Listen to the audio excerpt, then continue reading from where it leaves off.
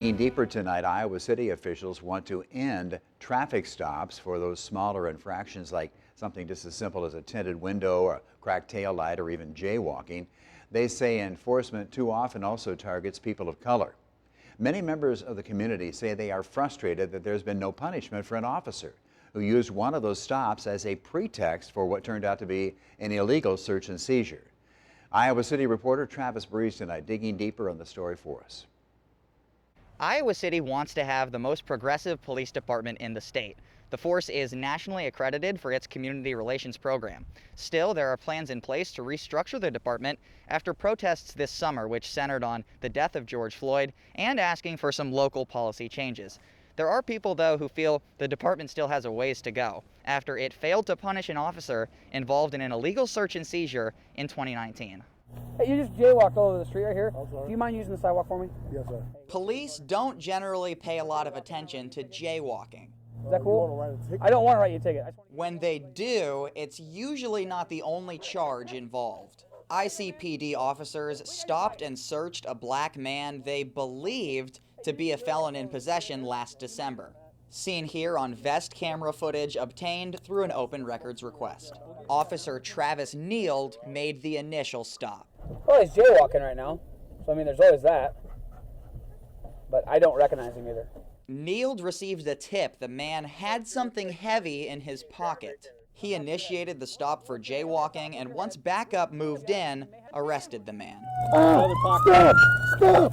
That man was Chris Kelly, who was previously convicted of a felony. He was carrying a weapon that day, which convicted felons cannot do. But that was all discovered after the stop. Eric Tyndall is an Iowa City lawyer who's reviewed this case. They didn't identify who this individual was exactly, nor were they able to really identify what he may have been carrying. A federal judge ruled in August that officers lacked evidence to suspect Kelly of a serious crime and did not have enough to warrant a jaywalking stop, violating his Fourth Amendment rights. It wasn't a just reason to do it. People were upset by the incident, and more upset when they realized Officer Neild was community relations officer for 2 months while the case was being reviewed. Which honestly infuriated a lot of people. I mean, I've heard people in the South District saying that that's like a slap in the face. Amel Ali has lived in Iowa City for 20 years. She's on the new Truth and Reconciliation Commission. The department updated its policies in October to make jaywalking and things like tinted windows secondary violations. Minor infractions can no longer be the sole reason for pulling someone over. Ali is happy the policy is changing, but doubts it will convince the people who really mistrust police.